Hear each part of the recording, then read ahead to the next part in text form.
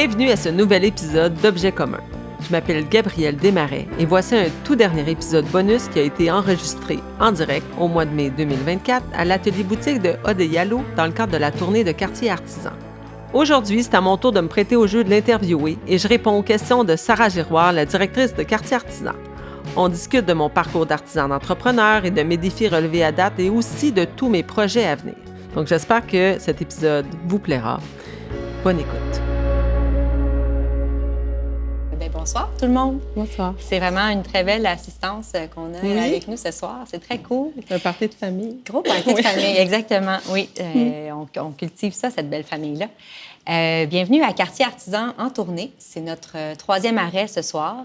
On est rendu à peu près à 600 km, 150 même kilomètres parcourus. Lundi, on était dans le Kamouraska. Hier, à Trois-Rivières, à l'atelier Silex, et ce soir, Montréal, puis demain, les Laurentides, pour finir ça en beauté dans le bois. Quartier Artisan en tournée, si vous n'êtes pas familière, il y a 2 garçons. Fait que je vais utiliser le féminin, si vous permettez. Si vous n'êtes pas familière avec, avec le concept, c'est qu'une fois par année, on quitte notre ville de Lac-Mégantic pour partir à la rencontre de la communauté sur le terrain. On choisit à chaque année une thématique. À l'occasion, une conférencière, d'autres fois plusieurs panélistes. Les formules évoluent à chaque fois. Puis, c'est l'idée, donc, de se rassembler, de vous outiller, de vous inspirer.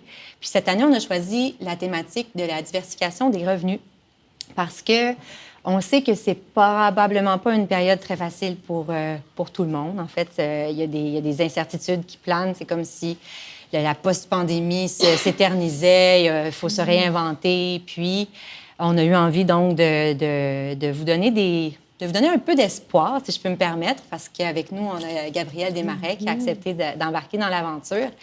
Puis, Gabrielle, elle a un beau 14 ans d'histoire qu'on va parcourir un peu en accéléré pour faire la démonstration comment elle a su tirer son épingle du jeu, trouver des solutions, faire évoluer son modèle d'affaires et moult autres beaux détails qu'on va découvrir. Donc oui, 14 ans d'histoire ce soir, rien de moins, ça commence en force. Presque 15 même, on oserait dire. Ça pourrait même être 16 parce que ça fait longtemps. Même à l'école, j'avais déjà commencé, fait que oui, hein? Ça fait longtemps. Oui, oui, parlons-en de ça. Donc, déjà à l'école, ça avait commencé. Oui, mais ça me fait drôle quand tu dis ça, 14 ans. Puis là, je vais parler en tant artisane, parce que je pense qu'on est beaucoup dans cette situation-là. On est tout le temps en train de penser au prochain move, à comment je vais faire pour survivre le prochain mois, ou les 6 prochains mois, ou c'est quoi ma prochaine collection. Puis on est comme tout le temps en train de penser par en avant. Puis je trouve ça drôle de réaliser qu'en effet, je suis comme, yeah, ça fait 14 ans, tu sais, je suis supposée être rendue une grande fille, là. Je travaille encore là-dessus.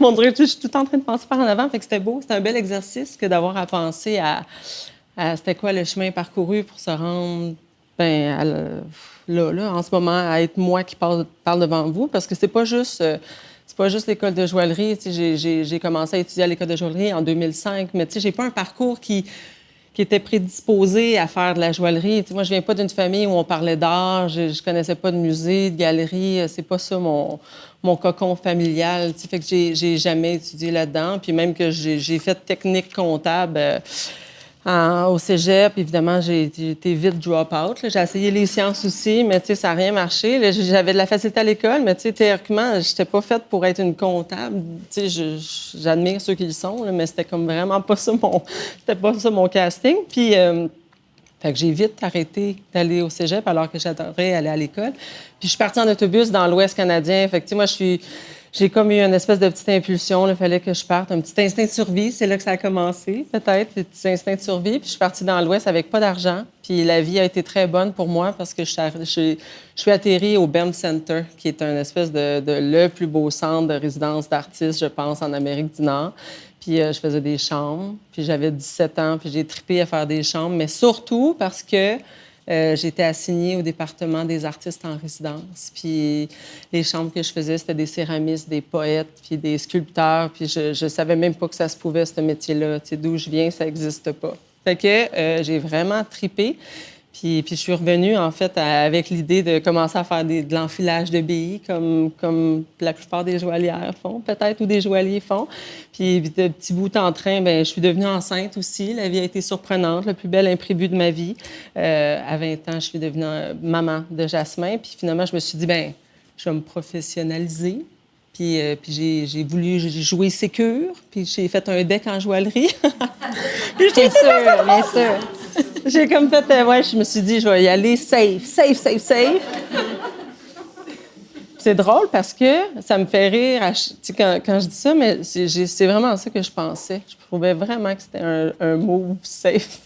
Mais en tout cas... Je pensais que ça allait te donner la crédibilité Oui, d'avoir exact. cette, Je me suis dit, si je fais ça, je suis en affaires, là, ça marche. Ouais. Mais je savais pas ce qui s'en venait. Fait que c'est bien correct. Puis je pense que c'est ça qu'il y a de beau quand on a 20 ans puis qu'on se lance dans quelque chose qui n'a pas de bon sens. Parce que finalement, à posteriori, là, je me dis, OK, ça a peut-être marché, mon affaire. Mais ça n'avait pas de bon sens d'avoir un bébé, de faire mon cours en joaillerie puis de penser que c'était pour fonctionner. Tu sais, parce qu'en cours de route de mon deck, j'ai eu un autre bébé, Raphaël, qui sont rendus grands maintenant, le 17 ans. C'est des grands enfants. Mais c'était pas un parcours typique. Tu sais. Fait que j'ai commencé à faire des bijoux pendant mon deck aussi, mais tu sais, en 2010, aussitôt que j'ai fini mon deck, bien, j'ai eu mon premier atelier avec la belle Pilar Aguachi, que j'aime beaucoup. Puis elle a son atelier sur Beaubien, d'ailleurs. Mais oui, on a commencé notre atelier dans l'édifice Grover, on louait des bancs, puis c'était comme notre première expérience. Première expérience comme plus officielle, là, de se projeter dans un modèle d'affaires.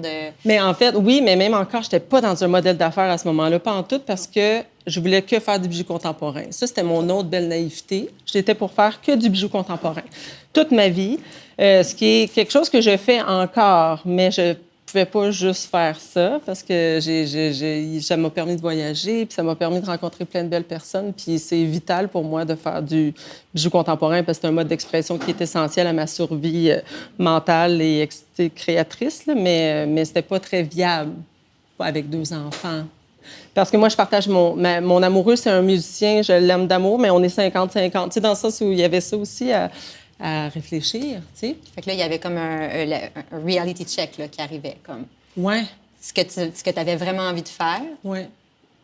Fallait que tu trouves un moyen que ça se concilie avec, parce que tes exigences. Exact. Parce que quand je me suis mis à faire des expos puis à rencontrer des artistes que j'admirais vraiment beaucoup, mais j'ai réalisé que le modèle d'affaires, c'était un modèle d'affaires où c'était pas viable entre leurs pratiques. Tu sais, il fallait qu'il y ait des bourses ou qu'il y avait un soutien financier autre. Puis je suis vraiment contente pour eux autres, là, tant mieux, tu sais, si c'était ça la situation. Mais pour moi, dans ma réalité, c'était pas ça. Fait que j'avais pas le choix. J'ai pas eu le choix vite de réfléchir quand même à comment repenser l'affaire pour que ça se passe. Parce que j'avais pas le choix de faire des bijoux. J'ai jamais eu le choix de ne faire que des bijoux dans ma tête puis dans mon cœur. Là. Même si j'y ai souvent j'ai voulu être hôtesse de l'air. Tu sais, à travers les années, mettons, là, j'ai voulu être hôtesse, facteur, fleuriste, j'ai tout essayé. Mais la vérité, c'est que je voulais vraiment jouer à l'air. Fait que je me suis organisée pour que ça se passe de même. Qu'est-ce que ça a été dans les premiers réflexes, quand l'instinct de survie a kické in? Qu'est-ce que ça a été tes premiers réflexes? Bien, je me suis dit qu'il fallait que je trouve de l'argent. Mais comment faire? C'est vraiment intéressant. C'est vraiment intéressant parce que j'ai cette réalité-là avec mes étudiants en ce moment. Souvent, il y en a 1 ou 2 ou 3 qui vont dire « Ah, mais moi, je fais pas ça pour l'argent. » Puis je comprends, j'ai été cette personne-là. Mais je vais avoir passé littéralement 15 ans à chercher de l'argent. Tu sais, comme ça va avoir été ça. Après ça, tu sais, j'ai développé autre chose, mais de ne pas vouloir en faire autant au début, ça m'a permis vraiment de développer une petite spécialité, une petite expertise en demande de bourse puis de subvention. Fait que j'ai vite essayé de voir comment je pouvais financer mes activités. Tu sais, moi, je voulais me perfectionner, je voulais apprendre des nouvelles techniques. Fait que là, pour ça, moi, j'avais pas d'argent. Fait qu'il fallait que j'aille avec Logique, avec plein d'autres trucs qui pouvaient me donner des bourses et des subventions avec l'Institut des métiers d'art. Fait que, tu sais, je suis allée grappiller pour commencer. Puis vraiment grappiller au niveau plus micro, là, macro, tu sais, plus proche. Mais après ça, j'ai bien vu qu'il fallait que, si je voulais avoir accès aux autres bourses, il fallait que j'aie une reconnaissance de mes pairs, il fallait que j'aie toute l'espèce de statut d'artiste professionnel. Fait que c'est là où j'ai voulu essayer de gagner des prix, puis tu sais, pour pouvoir avoir accès à ces montants-là. Plus intéressant. Oui. Donc, premier modèle d'affaires, le bijou contemporain, absolument. Oui. Puis là, tu te rends compte que ça peut pas être que ça. Ça peut pas être que ça, parce que, premièrement, j'avais eu des bourses pendant 4 ans. De 2010 à 2014, j'ai eu des bourses pour financer ma pratique de joaillerie contemporaine jusqu'à temps que j'en ai plus. Parce qu'il y a une année où j'avais fait une belle grosse demande, puis j'étais comme « Oh yeah, je vais être bonne pour l'année ». Puis je l'ai pas eu. C'est des choses qui arrivent. Oui. Puis ma demande n'était pas bien bonne, finalement. Quand je la relis, je suis comme « Ah, j'étais pas prête, j'étais pas mûre ». Mais j'ai vraiment pogné de quoi à ce moment-là, parce que je m'étais un petit peu assis là-dessus. Puis là, j'ai réalisé que je ne pouvais plus dépendre juste de ça. Puis c'est aussi que dans mes expos, tu sais, la réalité que j'ai vécue, moi, c'est que dans mes expos de bijoux contemporains, il y avait beaucoup de collectionneurs, puis il y avait tout à moyenne 92 ans. Puis je me suis dit, bien, il faut quand même, puis c'est correct, vivement les collectionneurs qui ont 92 ans, mais il fallait aussi que j'avais envie d'avoir des bijoux qui me ressemblent, puis de vendre des bijoux à des gens qui me ressemblent. Puis là, c'était pas le cas, là. Ça se passait pas comme ça. Fait que c'est là où j'ai pensé aussi. Je me disais, je préfère peut-être une petite collection qui ferait en sorte que là, j'irais à la rencontre des gens, puis que ça pourrait peut-être financer ma pratique.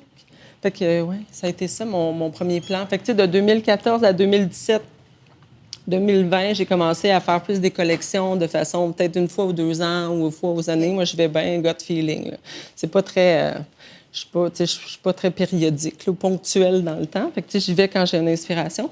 Puis fait que j'ai commencé à faire des collections comme ça où j'expérimentais même avec le bois puis avec d'autres trucs. Puis ça a comme vraiment bien fonctionné. Puis je vendais principalement dans des points de vente.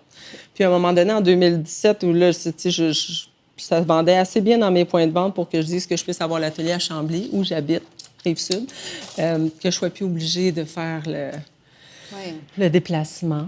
Parce qu'en fait, de faire le déplacement comme ça m'obligeait à partir tôt le matin, puis à revenir très tard. Puis, ou sinon, d'avoir des très, très petites journées pour ne pas être pris dans l'embouteillage. Puis j'ai pas tout fait ces sacrifices-là, puis ce travail-là pour ne pas déjeuner avec mes enfants. Ou de ne pas souper avec mes enfants. Tu sais, ça marchait comme pas. Fait que c'est pour ça que d'avoir l'atelier à Chambly en 2017, ça a bien été. Puis après ça, bien là, les gens sont un petit peu venus à l'atelier. Puis là, je me suis mis à être bien éparpillée, puis à spinner dans le coin, puis à être bien mélangée. Puis c'est là où tu es arrivée, avec Quartier Artisan. Pas juste moi. Non, c'est pas juste toi. T'es venu représenter Quartier Artisan. Mais ouais, c'est ça. Mais j'avais pas prévu de plugger ça. Mais c'est vrai que ça m'a vraiment aidé en tout cas, à restructurer ce que je voulais faire, puis à repenser un peu à mon modèle d'affaires, puis à voir que c'était peut-être pas nécessaire que je fasse tous les chapeaux aussi. Parce que clairement, on porte tous les chapeaux. Puis, tu sais, c'est burn-out assuré. On ne peut pas faire ça. Ça n'a pas de bon sens. On en fait trop tout le temps. Tu sais, comme il faut être capable de déléguer. Je travaille là-dessus à tous les jours encore. Mais c'est pas fait. Mais ça s'en vient. Mais fait que Quartier Artisan en 2020, ça m'a beaucoup aidée. Puis en même temps, en 2020, j'avais eu, je sais pas, la vie a été bonne, mais j'avais fait une demande de la SODEC pour me faire faire un site Internet transactionnel à ce moment-là. Puis la pandémie est arrivée juste après. Fait que, tu sais, j'ai pu faire mon site Internet. J'ai pu profiter de cette soudaine popularité de vente en ligne, là. Tout le monde vendait en ligne, là, puis tout le monde achetait en ligne. Fait que ça m'a bien aidée. Mais oui, fait que j'ai fait ça. J'ai quand même eu tu sais, j'ai transigé vers la vente en ligne pas mal, vers 2020, 2021, 2022. Puis là, ces temps-ci, ces derniers temps, les gens viennent à l'atelier. Les gens veulent juste venir à l'atelier. Puis ça, c'est comme une nouvelle affaire. Puis je sais pas... J'ai hâte de vous entendre tantôt là-dessus, mais je ne sais pas si vous le voyez, tu sais, cette espèce de mouvement-là dans la façon de consommer des gens. Est-ce que c'est parce qu'on a fait tellement d'achats en ligne que là, les gens y reviennent puis ont envie de cette espèce de rencontre-là avec les humains derrière? Ou, en tout cas, fait que c'est pour ça que là, finalement, je déplace mon atelier qui m'a si bien servi pour la vente en ligne puis pour les points de vente dans un pignon sur rue. Scoop. Scoop! Scoop ce soir. Oui, le pignon sur rue s'en vient. Oui. Ça, c'est une autre grosse étape. Une autre grosse étape. On va y revenir à cette belle grosse étape-là. Oui. J'aimerais ça revenir un peu, parce qu'on entend, c'est ça, là, on vient de survoler quand même quasiment presque une décennie là, d'évolution de Atelier Gabrielle Desmarais. Qu'est-ce qui a été ton appel à chaque fois que tu as pris des décisions stratégiques? L'important, je vais en nommer une. Fait que je vais sélectionner la bonne. Mais je pense que ce qui me guide dans mes choix, je ne veux pas que ce soit nécessairement les choix financiers, mais c'est clairement des choix qui font du sens. J'ai envie. Puis c'est ça que je réalise, en fait. J'avais fait du bijou contemporain parce que je trouvais que ça me permettait de m'exprimer. Puis les gens se retrouvaient dans ces bijoux-là. Fait qu'il y avait comme une espèce de communion, puis il y avait une rencontre, puis il y avait un dialogue qui était ouvert. Puis c'est ça qui me plaisait.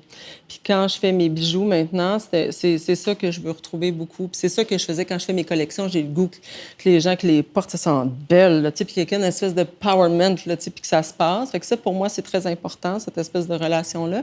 Mais là, maintenant, pour être plus en lien avec ce que j'ai le goût de faire, j'ai le goût d'en faire moins, puis d'en faire mieux.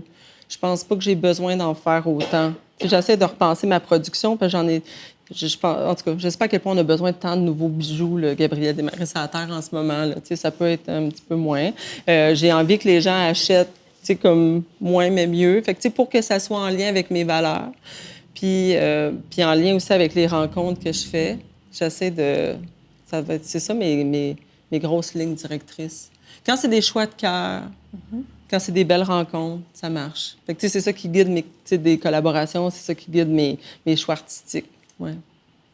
C'est ça qui fait que je vais avoir un pignon sur rue, dans le sens où c'est tous ces choix-là qui font que le modèle d'affaires, il bouge, puis qui est comme tout le temps en espèce d'équilibre à savoir comment je bouge cette affaire-là, puis est-ce que ça me plaît encore, est-ce que ça me plaît pas. Il faut aussi avoir cette espèce de... je parle de l'effet pinball souvent dans mes cours, puis même à tout le monde qui veut l'entendre. mais l'effet pinball, c'est l'effet de la machine à boules. L'espèce de sentiment où tu as l'impression que tu régresses, puis que tu fais que tu es comme, oh mon Dieu, on dirait que ça recule, puis ça va pas bien.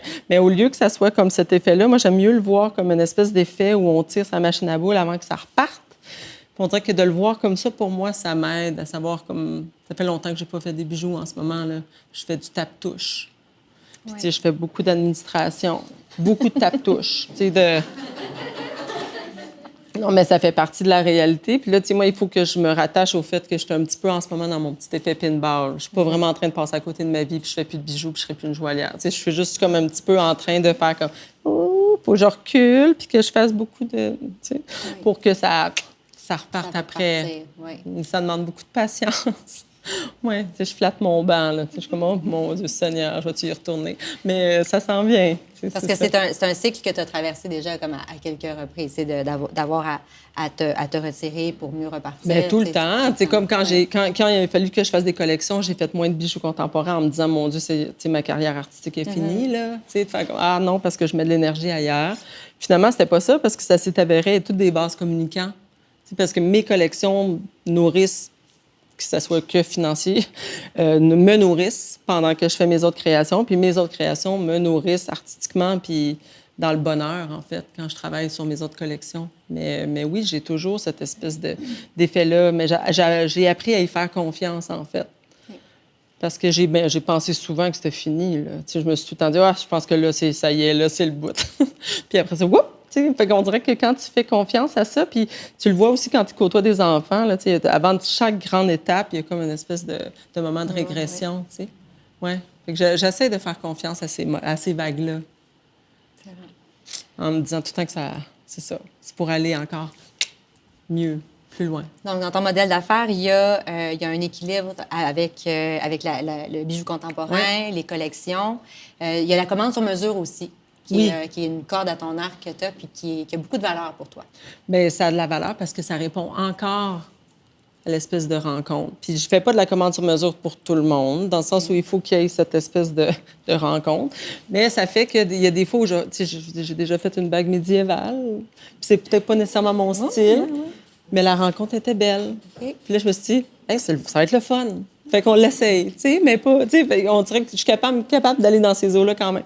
Mais la commande, en fait, dernièrement, moi, je l'ai vu beaucoup, puis ça fait partie des choses qui bougent, là. Les ventes en ligne, pour moi, sont beaucoup moins grandes en ce moment, parce que le bijou de 150-200 $ pour le fun, pour se mettre belle ou beau, c'est moins populaire. Ça me semble être moins populaire. Puis j'en parle beaucoup aux gens autour de moi, puis tout le monde vit un petit peu la même dynamique, alors que des bijoux qui coûtent très, très cher, mais là, les gens vont avoir envie d'investir dans ce projet-là, parce que c'est un rituel, parce que c'est un bijou qui va prendre la valeur ou parce qu'il va avoir il y a toute une expérience autour de ça. Fait que, je pense que les gens qui avaient de l'argent en ont un petit peu encore plus. Puis ceux qui en avaient un petit peu moins, bien là, c'est plus tough. On est dans un crunch quand même, là. Je pense qu'il ne faut pas se le cacher, là. Moi, je le vois beaucoup. Puis quand j'en parle autour de moi, ça semble être un cas qui est validé. Fait que, tu sais, je sais pas comment vous allez vivre ça, là. J'ai hâte de vous entendre là-dessus, là. Je prends des notes pour tantôt. Mais, ouais, je pense que c'est ça. On dit qu'on a hâte de vous entendre parce qu'on va avoir une période de questions vraiment très, Oh oui, très nourrie c'est ça. éventuellement. Là, il y a comme, on va faire un survol encore sur Oui. quelques aspects du parcours de Gabrielle, mais après ça, on va vous passer la parole, évidemment. Puis j'ai oublié de le dire d'entrée de jeu, mais on a Annie Fontaine de la SODEC aussi qui est avec nous. Donc, on va pouvoir parler de tout cet univers des bourses et subventions-là. Si jamais on va dans la technicité des choses, ça nous fait même pas peur. On va pouvoir répondre. Oui, ça fait même oui, notre affaire. Ça fait même notre affaire, oui. C'est parfait. Puis, autre aspect aussi dans ton fameux modèle d'affaires qui évolue, il y a quand même le département qui peut être parfois maudit des réparations. Oui. Oui. Parlons-en un peu quand Mais même. oui, mais en fait, moi, j'ai compris trop tard qu'il fallait dire oui, mais pas les faire. C'est ça? Non, mais attends, non, mais... J'ai pas beaucoup de filtres, là, mais je sais pas comment il fallait que je dise ça. Mais, non, Soyons mais... franches. Non, mais ce que je veux dire, c'est que moi, je suis pas la meilleure pour faire ça. Je peux pas faire des réparations. Je vais un petit peu mourir en dedans si je fais ça. C'est pas ça mon département, c'est pas ça. Mais tout le monde me le demandait, puis je disais tout le temps non parce que moi, je faisais pas ça, jusqu'à temps que je comprenne que d'avoir des alliés qui, eux, étaient, ou elles, dans mon cas, étaient très, très, très, très bonnes là-dedans. Et c'était un super plus, là. Fait que, tu sais, c'est un service que j'offre maintenant à l'atelier. Puis ça fait en sorte que toutes les personnes qui rentrent à l'atelier pour se faire réparer un truc, souvent, c'est des bijoux qui ont une importance, là, tu sais, puis qui ont une histoire. Fait que moi, j'ai accès à cette histoire-là, puis j'aime ça. Mais après ça, c'est que souvent, ils vont me commander quelque chose, ils vont partir avec une paire de boucles d'oreilles. Fait que, tu sais, j'avais pas réalisé à quel point ça peut être bon. Je sais pas comment ça s'applique dans d'autres métiers d'art. Tu sais, je sais qu'on parlait de barre de pantalon en textile. Tu sais, je suis quand même consciente que c'est pas applicable peut-être facilement partout, mais en joaillerie, ça l'est vraiment. Je suis contente de faire ça finalement. Mais c'est pas moi qui l'ai fait. Oui. Mais je veille, je surveille. Tu sais, je surveille, mais c'est juste que c'est une corde à mon arc. Tu sais, je trouve ça écœurant. Ça va m'avoir bien aidé souvent. Fait que j'aurais dû dire oui avant, tu sais. Mais regarde. Mais il y a ça, hein, dire oui, sagesse. dire non. Des fois, tu t'essaies, toi-même, tu dois te parler, là. Oui. Tu as tendance à dire oui à beaucoup de choses. Oui, c'est ça. Oui, je suis obligée de me donner 48 heures maintenant avant de dire oui. Parce que je dis oui à tout le temps.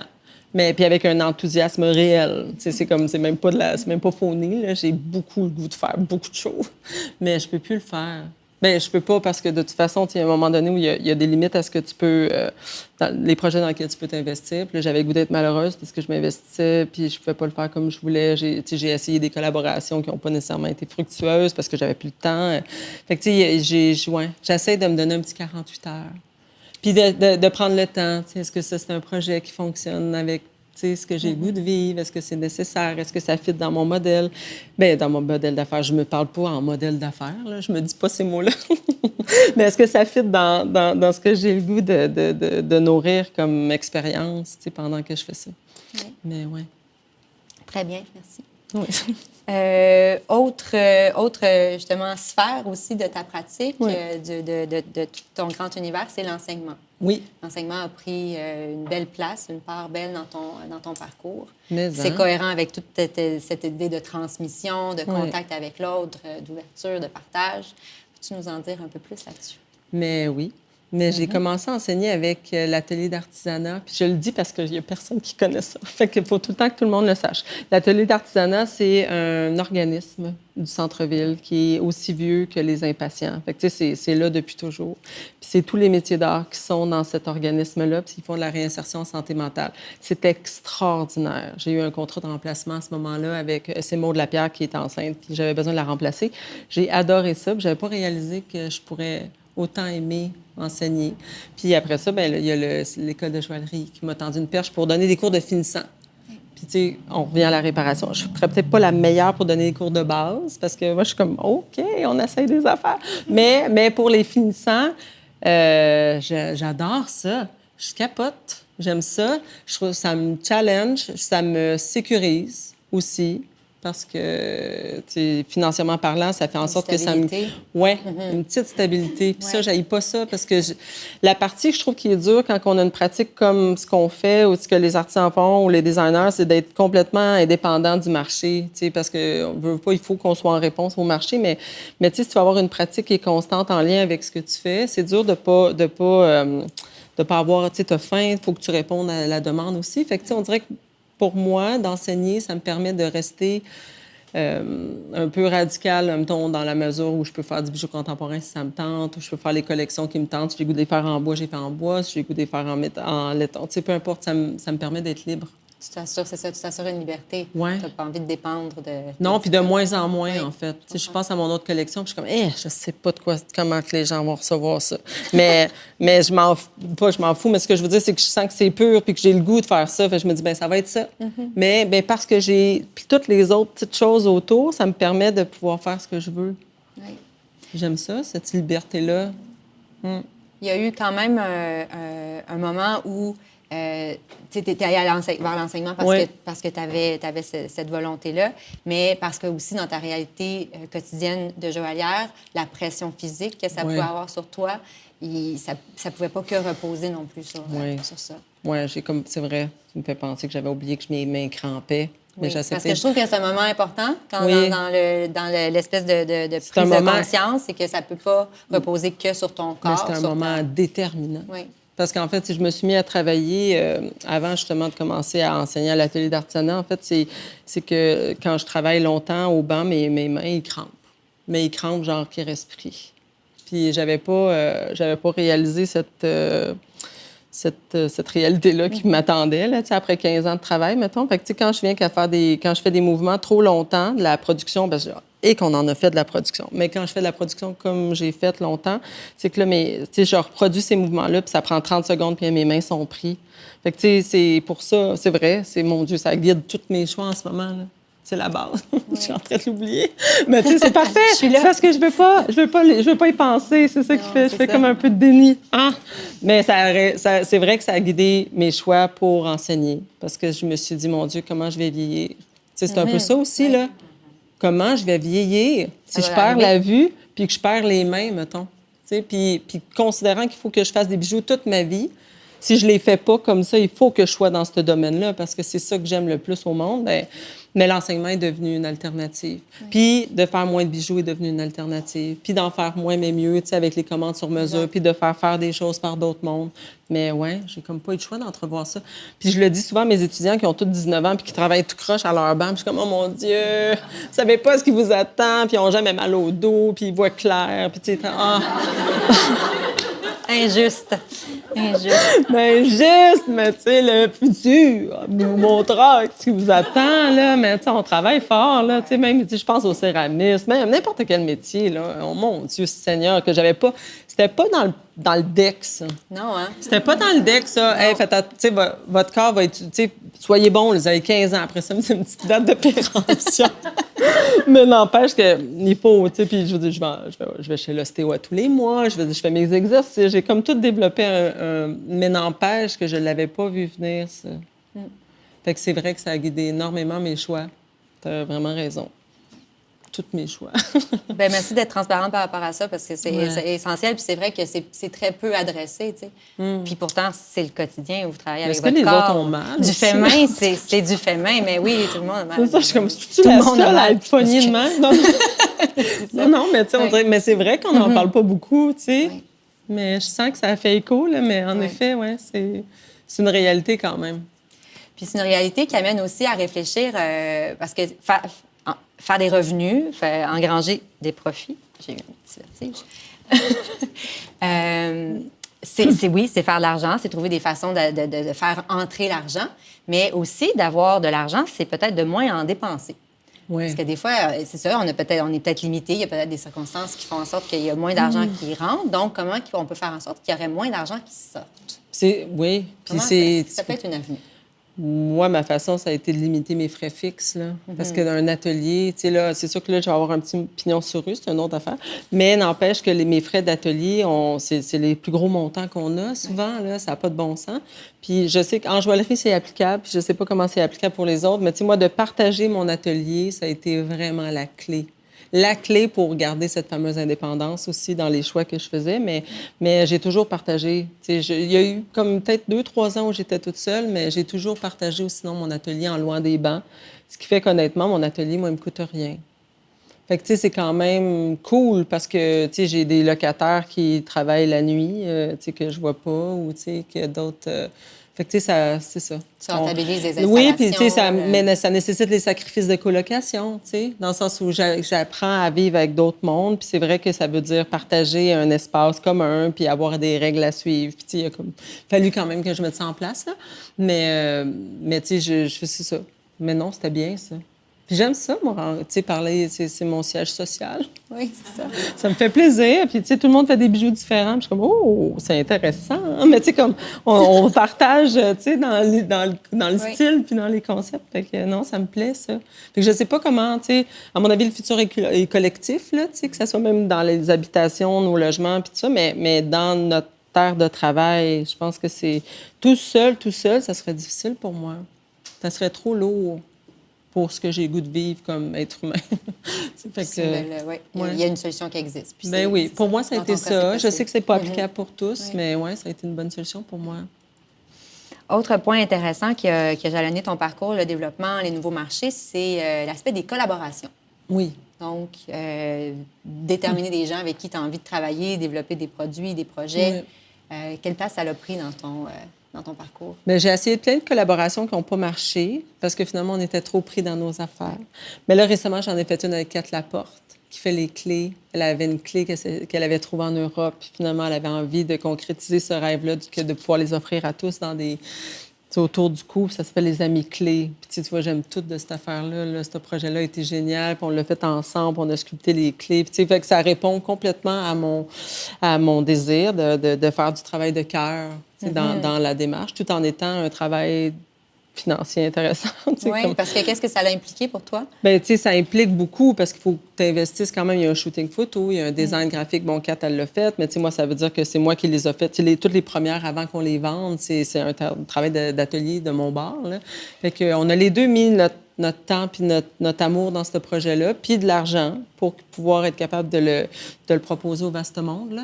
Mais tu sais, c'est pour ça aussi, je pense qu'il faut choisir les projets collaboratifs avec lesquels on s'engage. Parce que ça, quand même, c'est pas vrai que ça coûte pas d'argent. Tu sais. Bien, puis je sais pas en même temps comment ça fonctionne. Tu sais, quand on fait tu sais, avec les manteaux avec le point visible pour de Yalo, puis ça, c'est tellement des belles collaborations. Puis je sais pas si on arrive à le faire sans nécessairement engranger toujours. Tu sais, c'est de trouver des solutions. Comment est-ce qu'on fait pour avoir des sous sans nécessairement tout en boire en remettre de l'eau au moulin, là? C'est tough, mais les collaborations aussi, c'est la personne qui fait mes réparations. Tu sais, ça, c'est une artisane extraordinaire. C'est les gens avec qui je partage mon atelier. C'est tous les autres joailliers puis joaillières avec qui on partage des trucs puis qu'on se donne des conseils. Puis, fait que, on dirait que pour moi, ça a toujours été bien, bien important de démocratiser tous les savoirs parce que je crois énormément au pouvoir de la communauté. Énormément. Je pense que c'est pas l'avis de tous et de toutes, mais je suis assez convaincue. C'est des chasses gardées, là, mais tu vois les techniques. Puis moi, je suis comme, ah oui, on se dit tout. Mais en tout cas, ça, c'est une façon de voir les choses. Et ça fait que tu es ici ce soir, justement. Mais en fait, c'est que ça m'a toujours bénéficié. Oui. Ça m'a toujours bénéficié comme ça a bénéficié les autres. T'sais, je pense que moi, j'ai comme envie qu'on se lève tout le monde ensemble. J'y crois profondément. Je pense pas que je perds quand je fais ça. Je pense qu'on gagne. Fait que, ouais, ça me fait plaisir. Puis, ça emmène toutes les autres collaborations qu'on fait ensemble. Là. Puis avec Kat Laporte, ce qui est intéressant, c'est qu'elle amène son propre réseau, son univers, vraiment. qui se conjugue avec le tien. Fait que toi, tu pollinises par là, elle a pollinise par là. Exact. Fait que là, ben oui, mais fait que ça ouvre ton champ des possibles, là, au niveau des ventes, puis au niveau des clients aussi, là. Fait que non, c'était super. C'était super. Puis en plus, c'était le fun. Fait que, c'est cool. Oui, yes. Plein de wins. Oui, c'était un beau win. C'est pas tout le temps de même que ça se passe, là. Mais en tout cas, moi, c'est un win. Celui-là, c'était le fun. Ouais, excellent. J'ai envie qu'on s'en aille du côté vraiment comme là, le technique de la chose. Ouais. Les bourses et les subventions. Ouais. Comment qu'on fait ça? Tout de suite de même? Direct de même. Non. J'ai pas emmené mon PowerPoint. Oui. En fait, c'est ça, c'est que ça fait quand même, c'est la troisième fois qu'on l'a fait, puis à chaque fois, j'entends des petites pépites le fun que j'ai envie de ramener. Il y a comme peut-être deux manières d'aborder ça. Il y a soit les dates d'échéance qui s'en viennent, des opportunités à saisir, soit il y a comme des besoins réels à combler. Oui. Toi, tu navigues comment à travers ça?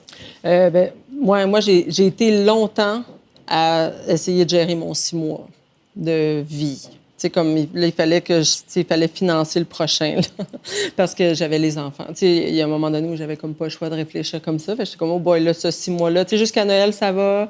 Puis après ça, janvier, tu sais, oh boy, ça va être plus calme, il va falloir que j'y pense. Fait que, tu sais, moi, peut-être que j'étais un petit peu anxieuse. Je sais pas comment, tu sais, si je suis une planificatrice stratégique. Ça peut être l'un ou l'autre. C'est ça. Ouais. Mais c'était plus facile pour moi de penser, de me dire, OK, bien, tu sais, le temps des fêtes, évidemment, ça va, tu sais, c'est tout le temps comme la folie de temps des fêtes pour tout le monde, là. Puis après ça, de janvier à février, à mars-avril, grosso modo, c'était un temps que je me donnais de la création, puis je savais que ça pourrait être plus doux.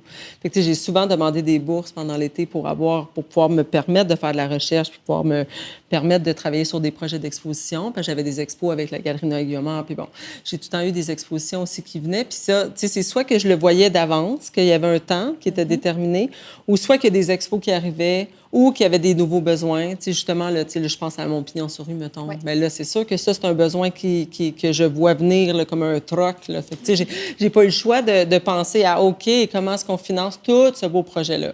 Puis, tu sais, j'ai demandé à la SODEC, puis j'ai demandé avec Evol, puis j'ai fait tout un gros parcours là-dessus. Mais ouais, fait que tout dépendamment, ça a tout été un peu des deux. Soit que j'avais un temps, puis que je me disais, ça sera un bon moment pour approfondir tel projet. Tu sais, j'en ai fait une demande avec Kat, justement, avec Kat Laporte, pour qu'on puisse approfondir son idée d'avatar. Mais tu sais, on se donne des temps quand on voit qu'on a des petits mois. Puis sinon, quand c'est des besoins ponctuels, j'essaie d'y penser d'avance. Les dates de tombée, c'est bon pour ça.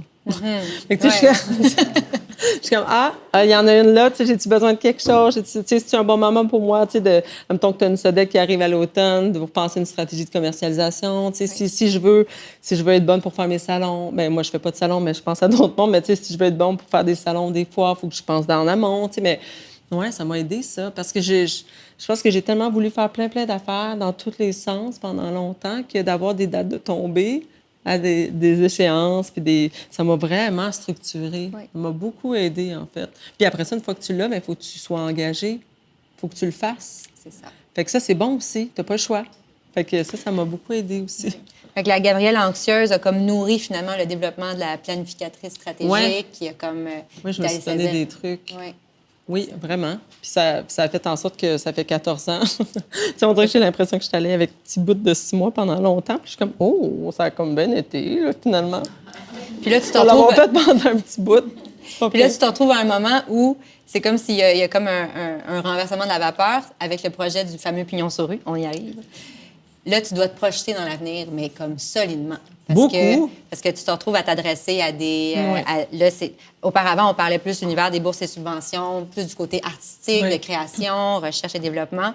Puis là, tu t'en vas dans démarche entrepreneuriale, boutique, pignon sur rue, gros investissements. Donc, tu te retrouves à parler un nouveau langage. Vraiment. Puis je savais pas comment parler ce nouveau langage-là. Puis je pensais en fait que ça s'adressait pas à des gens comme moi. Tu sais, je le connaissais pas, ce langage-là. Fait que, honnêtement, j'ai tout le temps pensé que ça ne s'adressait pas à moi. J'ai jamais pensé comment... Puis, tu sais, ça vient du milieu d'où on vient aussi, je pense. Tu sais, moi, je viens pas d'un milieu entrepreneur. Tu sais, il y a personne qui gamble avec de l'argent dans ma famille, là, dans le sens où il y a personne qui investit dans des... C'est loin de ça, là. Tu sais, fait qu'on dirait que j'ai vraiment longtemps, jusqu'à tout récemment, en fait, pensé que ça s'adressait pas à moi. Puis j'avais pas réalisé, en fait, puis c'est pour ça que je suis contente de le dire, j'avais pas réalisé qu'on pouvait avoir autant d'aide, en fait. Puis, tu sais, je pensais qu'il fallait maîtriser ce langage-là. Je ne savais pas qu'en allant cogner à des portes comme la MRC de Vallée-du-Richelieu, dans mon cas, mais tu sais, il y en a partout de ça, pour aller cogner aux portes. J'avais pas compris que ça venait avec tout un package deal de gens qui vont t'aider, là, puis du monde qui vont faire comme, on va t'accompagner dans chacune des étapes. Je suis comme, oh mon Dieu! Fait que là, j'ai des mentors, tu sais, des mentors, des coachs financiers, des avocats qui m'aident. Puis c'est des services gratuits, ceci étant dit, je tiens à le dire, parce que c'est incroyable. Puis c'est beau d'apprendre à faire les choses encore. Je me sens vraiment à petite école, là, j'aime ça, là. Je suis comme, oh mon Dieu! Fait que là, fait qu'on y va étape par étape, mais je ne savais pas qu'on pouvait être aussi bien accompagné, puis qu'on pouvait avoir autant d'aide. Puis, je pensais qu'il fallait que je le fasse toute seule. Je pense que j'ai longtemps fait toute seule, tu sais. Fait que c'est beau de... J'apprends à demander de l'aide, puis à apprendre, puis à à me laisser guider aussi, tu sais, à faire des prévisions financières sur 3 ans. Hey, je peux te le jurer que j'avais jamais fait ça. Mais, puis c'est pas une bonne chose, là. Tant mieux si vous faites ça pour 3 ans, là, mais ça m'était jamais arrivé, là, tu sais. Fait que d'avoir à faire ça, puis à savoir comment est-ce qu'on compte, tu sais, comme... dans mon cours, on faisait pas ça, là. Fait que j'imagine... Je sais pas si tu fais un bac en design de mode, si tu apprends à faire ces choses-là. Tu sais, il y a comme une partie administrative qui est comme... qui était pas là. Oui, puis qui est encore pas nécessairement beaucoup là, fait qu'on travaille là-dessus, mais j'avais juste pas réalisé, qu'on pouvait l'apprendre en cours de route, puis qu'on peut encore l'apprendre à 40 ans. Bien. C'est comme ma première, c'est ma belle révélation de l'année, ça. Fait qu'on était, tu sais, je suis en train de tout le faire, puis je vais avoir coché toutes mes petites cases, puis mes petites prévisions, puis je fais mon plan d'affaires, puis tout ce qui vient avec, mais tu sais, un plan d'affaires de même, là. J'avais jamais fait ça. Ouais. Je faisais du... Mais c'est possible. C'est possible. C'est très possible. Puis c'est en train de fonctionner. Ben oui, mais que c'est possible. Oui, mais oui. Oui, vraiment. C'est cool. C'est un peu aussi ce qu'on souhaite passer comme message, c'est que c'est possible. Puis c'est le fait qu'on avait choisi cette thématique-là, c'est vraiment pour démystifier, pour se donner aussi un peu plus d'aisance à parler de ces sujets-là, parce que c'est pas le propre de l'artisan de vouloir se projeter dans des grandes dépenses ou dans des grandes prévisions de la sorte. Puis on choisit de parler de ce sujet-là, les bourses et subventions, la diversification des revenus, pour que ça soit moins difficile d'y arriver, pour que ça soit comme plus fluide, que ça devienne quasiment peut-être même un réflexe. Oui. Donc, si vous le voulez bien, moi, j'aimerais ça vous passer la parole maintenant. Puis moi, peux-tu dire quelque chose avant? C'est vrai. C'est vrai, j'avais oublié le pas mot de la fin. Exact. Oui. J'ai un pas mot de la fin qui est important pour tous. Soutien individuel du Conseil des métiers d'art. Je ne sais pas si vous êtes familier avec ça, mais moi, j'ai eu la chance, avant d'entreprendre mes démarches pour la SODEC, puis pour Evol, puis pour tout ce qui vient par la suite, j'ai fait une demande au CMAQ, au Conseil des métiers d'art du Québec, pour leur mesure SI, qui est la mesure de soutien individuel, puis ils vous accompagnent, en fait, et ils m'ont accompagné. Puis ils vous accompagnent pour du mentorat puis du coaching pour la rédaction de bourse. Fait que, tu sais, si la rédaction d'une grosse demande, parce que, tu sais, la demande de la SODEC que j'ai faite était quand même plus grosse, puis les demandes des vols aussi, si ces demandes-là vous font peur puis qui font que vous ne faites pas le saut, bien, il faut y aller plus petit, tu sais. Puis une façon d'y aller plus petit, à mon avis, c'est de commencer avec cette mesure-là, parce que après avoir fait votre demande, il y a quelqu'un, tu sais, vous pouvez avoir du service de mentorat, puis eux payent ce mentorat-là, en fait, à l'occurrence jusqu'à 8 heures, là. Mais oui, fait que ça, c'est super, vraiment. Puis, tu sais, moi, je l'ai demandé, là, j'ai eu accès à ça parce que je savais pas comment faire une aussi grosse demande de financement pour commencer avec la SODEC. Fait que, tu sais, il faut aller chercher de l'aide. C'est comme le mot de la fin. Oui, le mot de la fin. Ouais. Aller chercher de l'aide puis poser des questions. Voilà, on est là pour ça. Exact. Oui. Je tenais à vous dire un gros merci d'avoir pris le temps de nous écouter aujourd'hui. Si vous avez aimé ce que vous avez entendu, bien, on veut le savoir. N'hésitez pas à nous laisser vos impressions et vos questions sur la page d'Objets communs, parce que vos commentaires, vos encouragements et votre soutien, bien, nous font du bien et nous poussent à continuer. Si le cœur vous en dit, bien, laissez-nous aussi plein d'étoiles. C'est ça qui contribue au succès et à la longévité de notre beau balado. Vous avez adoré cet épisode? N'hésitez pas à le partager avec vos collègues, vos parents, vos amis. Non seulement ça nous permet de faire rayonner le balado, mais en plus, ça vous permet de partager votre pratique. Et pour ne rien manquer de nos prochains épisodes, abonnez-vous à Objets communs sur vos plateformes de balado préférées et suivez-nous sur les réseaux sociaux. J'aimerais remercier Sarah Giroir, directrice de Quartier Artisan, grâce à qui tout ça est possible. Merci à Rachel Fortin pour avoir réfléchi le concept avec moi, d'être ma partner de feu à chaque étape et de contribuer grandement à la réalisation de ce merveilleux projet de cœur. Merci à Victor Saliba pour son travail magique à la captation et au montage. Merci à Daniel Bergeon pour la musique qui accompagne si bien nos épisodes et à Kat Laporte pour la création de notre magnifique visuel. Ce balado existe grâce à Quartier Artisan. C'est un organisme qui a pour mission de rassembler les artisans et les artisans d'entrepreneurs québécois et québécoises et de les accompagner dans leur développement professionnel. Le partage entre pairs par des activités d'accompagnement, de formation, de mentorat et de réseautage est au cœur de son approche. Ils sont vraiment trop méconnus et leur travail est extraordinaire. Je vous invite à aller les suivre sur les réseaux sociaux, à aller visiter leur site web à quartierartisan.com et de vous inscrire à leur infolettre. Je m'appelle Gabrielle Desmarais. Merci encore du fond du cœur pour votre écoute et à très bientôt.